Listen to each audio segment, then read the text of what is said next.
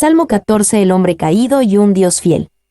Este salmo se titula simplemente al músico principal, Salmo de David.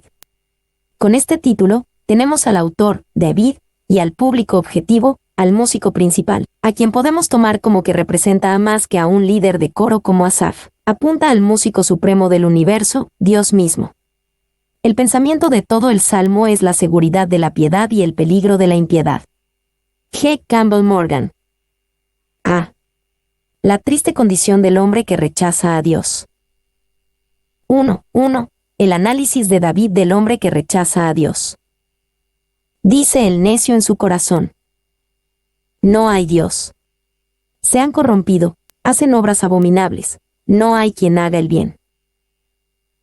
Dice el necio en su corazón: no hay Dios. David veía a los que negaban la existencia de Dios y llegó a la conclusión de que eran necios. La idea detrás de esta antigua palabra hebrea traducida como necio es más moral que intelectual. David no tenía en mente a los que no eran lo suficientemente inteligentes para entender a Dios. Nadie es tan inteligente. Él tenía en mente a los que simplemente rechazan a Dios. Y se puede decir que lo que el necio realmente quiere decir es: no hay Dios. Esto es, no hay Dios para mí. Así que el suyo es un ateísmo tanto práctico como teórico. No solo no cree en Dios, sino que también actúa según su convicción. Boyce. 2. David dice esto debido a la clara evidencia de que hay un Dios. Evidencia tanto en la creación como en la conciencia humana que Pablo describió en Romanos 1. El hecho de que algunos hombres insistan en negar la existencia de Dios no borra a Dios del universo. En cambio, habla de su propia posición como necios. Como escribió Pablo en Romanos 1:22, profesando ser sabios, se hicieron necios. 3. La palabra hebrea para necio en este salmo es Nabal, una palabra que implica una perversidad agresiva, personificada en el Nabal de 1 Samuel 25 horas y 25 minutos. Kidner. 4. El hombre que niega a Dios es un necio porque niega lo que es plenamente evidente. Cree en un tremendo efecto sin causa. Niega una autoridad moral en el universo. Cree únicamente en lo que se puede probar por el método científico. Toma un riesgo dramático y perdedor en su suposición de que no hay Dios. Se niega a dejarse persuadir por los numerosos y poderosos argumentos a favor de la existencia de Dios. Hay muchos argumentos poderosos a favor de la existencia de Dios, entre ellos se encuentran estos. El argumento cosmológico: la existencia del universo significa que debe de haber un Dios creador. El argumento teológico: la existencia de un diseño del universo significa que debe de haber un Dios que lo diseñó. El argumento antropológico: la naturaleza y el carácter únicos de la humanidad significa que debe haber un Dios relacional. El argumento moral: la existencia de la moralidad significa que debe haber un Dios gobernante. ¿Cuál es causa y cuál es efecto? ¿Es el ateísmo el resultado de la locura o la locura del ateísmo? Sería perfectamente correcto decir que cada uno es causa y cada uno es efecto. Morgan. Dice el necio en su corazón. David no solo encontraba significativo lo que decía el necio, donde lo dijo también es importante, en su corazón. El hombre que niega a Dios que David tiene en mente no está simplemente perturbado por objeciones intelectuales a la existencia de Dios. En su corazón desea que Dios no exista, típicamente por razones fundamentalmente morales. Y Juan 3:20 lo explica de esta manera: porque todo aquel que hace lo malo, aborrece la luz y no viene a la luz, para que sus obras no sean reprendidas. 2. Esto significa que el hombre que David tenía en mente no es ateo principalmente por razones intelectuales. El agnosticismo intelectual honesto no produce necesariamente inmoralidad. El ateísmo emocional deshonesto siempre lo hace. Morgan. 3. Cuando hablamos con alguien que niega a Dios, no solo ni siquiera principalmente debemos hablar a su cabeza, sino también a su corazón. que el predicador apunte al corazón y predique el amor que todo lo conquista de Jesús. Y por la gracia de Dios ganará a más escépticos de la fe del Evangelio que cualquier centenar de los mejores razonadores que solo dirigen sus argumentos a la cabeza. Spurgeon. 4. La fraseología de dice, en su corazón también nos recuerda que es posible que uno diga en su mente que hay un Dios y sin embargo lo niegue en su corazón y en su vida. Uno puede creer en Dios en teoría, pero ser un ateo práctico en la forma en que vive. V1 Samuel 27. Uno nos dice lo que David dijo en su corazón en una ocasión. Al fin seré muerto algún día por la mano de Saúl. Nada, por tanto, me será mejor que fugarme a la tierra de los filisteos, para que Saúl no se ocupe de mí, y no me ande buscando más por todo el territorio de Israel, y así escaparé de su mano. ¿No estaba David, en cierto sentido, también negando a Dios y hablando como un necio? La negación práctica o ignorar su obra en el mundo, en lugar de un credo de negación, es lo que está en la mente del salmista. En efecto, decimos que no hay Dios cuando lo encerramos en un cielo lejano y nunca pensamos en él como interesado por nuestros asuntos. Despojarlo de su justicia y robarle su control es la parte de un necio. Porque la concepción bíblica de la locura es una perversidad moral en lugar de una debilidad intelectual, y quien esté moral y religiosamente equivocado no puede tener en realidad la razón intelectual. Se han corrompido, hacen obras abominables. David aquí considera el resultado de negar a Dios. Conduce a los hombres a la corrupción y a obras abominables. Esto no quiere decir que todo ateo lleve una vida disoluta y que todo creyente en Dios lleve una buena vida. Sin embargo, existe una marcada diferencia en el comportamiento moral entre los que se toman a Dios en serio y los que no. No hay quien haga el bien. Cuando David consideró el pecado del que niega a Dios, miró hacia el paisaje de la humanidad y concluyó que no hay quien haga el bien. No quería decir que no hay bien humano en este mundo, sino que el hombre caído está tan caído que no hace el bien y aún el bien que pueda hacer está teñido de maldad. Nacemos con la voluntad y la capacidad de hacer el mal. Nadie tiene que enseñarle a un niño a hacer cosas malas. El camino de menor resistencia suele llevarnos a hacer el mal, no a hacer el bien. A menudo es más fácil animar a otros a hacer cosas malas, en lugar de cosas buenas. Muchas de nuestras buenas acciones están teñidas de malos motivos egoístas. Y esto no es una exageración, ya que todo pecado implica el descaro de supuestamente saber más que Dios, y la corrupción de amar el mal más que el bien. Kidner. 2:2-3. El análisis celestial de la humanidad caída. Jehová miró desde los cielos sobre los hijos de los hombres, para ver si había algún entendido que buscara a Dios. Todos se desviaron, a una se han corrompido, no hay quien haga lo bueno, no hay ni siquiera uno. Jehová miró desde los cielos sobre los hijos de los hombres. Si bien el hombre puede querer olvidarse de Dios, Dios nunca se olvida del hombre. Siempre está observando al hombre, viendo desde los cielos sobre los hijos de los hombres. Y en el rechazo de Dios por parte del hombre, a menudo existe el deseo de que Dios nos deje en paz. Este es un deseo imprudente, porque toda la vida humana depende de Dios. Hechos 17:28, Mateo 5:45. Este es un deseo imposible, porque Dios tiene los derechos de un creador sobre su creación. 2. Las palabras nos recuerdan a Dios descendiendo del cielo para observar la locura de los que construyen la Torre de Babel. Génesis 11:5, o viendo la iniquidad de la raza antes de su juicio por el diluvio. Kidner. Para ver si había algún entendido que buscara a Dios. Cuando Dios mira desde el cielo, una cosa que Él busca es si hay algún entendimiento o búsqueda entre la humanidad.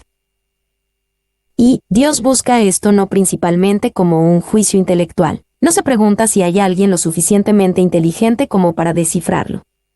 Él busca esto más como un juicio moral y espiritual, si hay hombres que entiendan su corazón y plan, y que lo busquen. Por causa de la justicia.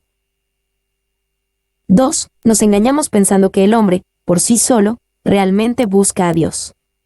No demuestran todas las religiones. rituales y prácticas desde el principio de los tiempos que el hombre realmente busca a Dios?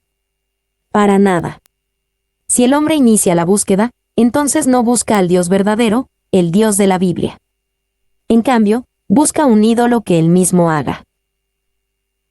3. Has pasado por esta forma de adoración, pero no has buscado a Dios. Estoy harto de esta religiosidad vacía. La vemos en todas partes. No es comunión con Dios, no es llegar a Dios. De hecho, Dios no está en eso. Para nada. Spurgeon, de un sermón sobre Romanos 3. C. Todos se desviaron, a una se han corrompido. Cuando Dios mira, esto es lo que encuentra. Descubre que el hombre se ha desviado de Dios y, por tanto, se ha corrompido. Y, pole sobre se desviaron, o, se han agriado, como esta palabra significa. 2. Los hebreos tienen la misma palabra para pecado y cadáver, y de nuevo la misma palabra para pecado y hedor. D. No hay quien haga lo bueno, no hay ni siquiera uno. Cuando Dios encuentra que no hay quien haga lo bueno, es porque no hay nadie. No es como si hubiera algunos y Dios no pudiera verlos. David aquí observa y recuerda que el hombre está verdadera y profundamente caído. Y el uso de David de no hay quien haga lo bueno de repente amplía el alcance más allá del ateo para incluirnos. Después de todo, no somos ateos, podríamos decir. Pero ahora, cuando se nos permite entrar en la perspectiva de Dios, vemos que estamos demasiado incluidos. En otras palabras, el ateo franco del versículo 1 es solo un ejemplo de la humanidad en general. Kidner. 2. ¿Qué imagen de nuestra raza es esta?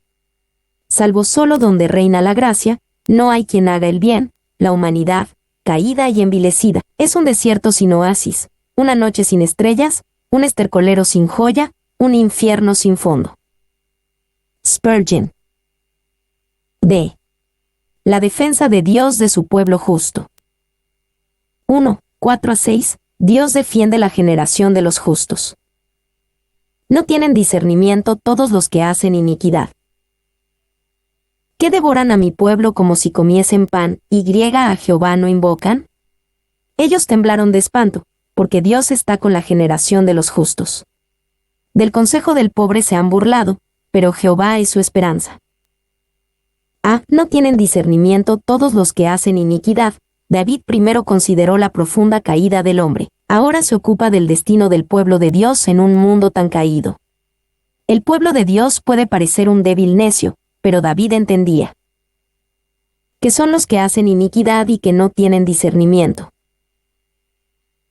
Y la pregunta tiene casi un tono de sorpresa, como si incluso la omnisciencia encontrara maravilla en el misterioso amor de los hombres por el mal. Maclaren. B. Que devoran a mi pueblo como si comiesen pan. Parece que los que hacen iniquidad son fuertes y tienen la ventaja. David se preguntaba si el pueblo de Dios había sido abandonado a los necios y corruptos de este mundo, a los que a Jehová no invocan.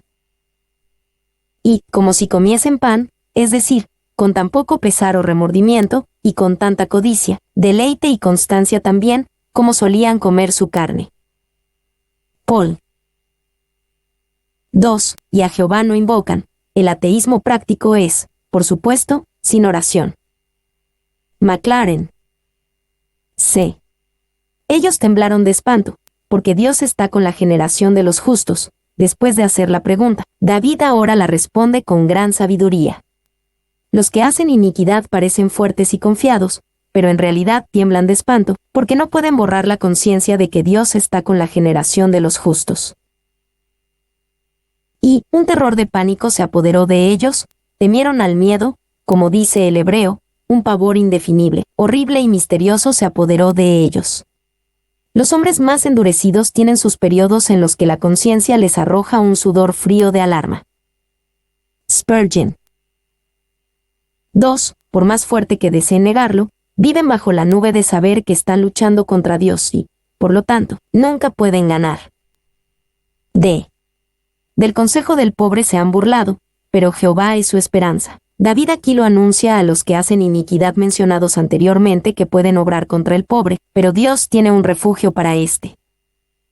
que no se puede romper. Están luchando contra Dios y nunca tendrán éxito. Y Spurgeon consideró las formas en que el pobre toma consejo. Toma consejo sobre su propia debilidad y ve que debe depender de Dios. Toma consejo con sus observaciones y ve el fin de los malvados. Toma consejo de la Biblia y confía en que es la palabra de Dios. Toma consejo con su propia experiencia y ve que Dios responde a la oración. 2. Spurgeon usó este versículo para considerar las formas en que los cristianos deben mantenerse firmes aunque los que hacen iniquidad los avergüencen y se burlen de ellos. Ustedes, los jóvenes de las grandes firmas de Londres, los trabajadores que trabajan en las fábricas se burlan de ustedes. Déjenlos burlarse. Si pueden burlarse de su religión, no tienen nada que valga la pena tener. Recuerden que se pueden reír de ustedes hasta el infierno, pero a ellos su risa nunca los sacará de ahí. Spurgeon. 3. Oh, pero te señalarán. ¿No soportas que te señalen? Pero ellos se burlarán de ti. Se burlan, deja que se burlen de ti. ¿Puede herir eso al hombre que es un hombre? Si eres un molusco, que no tiene estructura ósea, quizás puedas temer a las burlas, mofas y chistes, pero si Dios te ha hecho recto, párate derecho y sé un hombre. Spurgeon. 2. 7. Anhelo de la salvación del Señor. Oh, que de Sión saliera la salvación de Israel. Cuando Jehová hiciere volver a los cautivos de su pueblo, se gozará Jacob, y se alegrará Israel. Oh, que de Sión saliera la salvación de Israel. David sabía que el Señor era un refugio para su pueblo y que los que obraban iniquidad nunca vencerían. Sin embargo, eso era difícil de ver en el momento, por lo que David expresó su gran anhelo de que Dios trajera la victoria y la liberación que había prometido a su pueblo. Cuando Jehová hiciere volver a los cautivos de su pueblo, este no era el cautiverio en Babilonia, muchas generaciones después del tiempo de David. Aquí los cautivos se usa en un sentido general, hablando de cualquier momento o situación en la que el pueblo de Dios está oprimido y atado. Y tomamos esa frase, hiciere volver a los cautivos, en el sentido en que se admite en Job 42 horas y 10 minutos y Ezequiel 16:53, es decir, el de la liberación de la desgracia.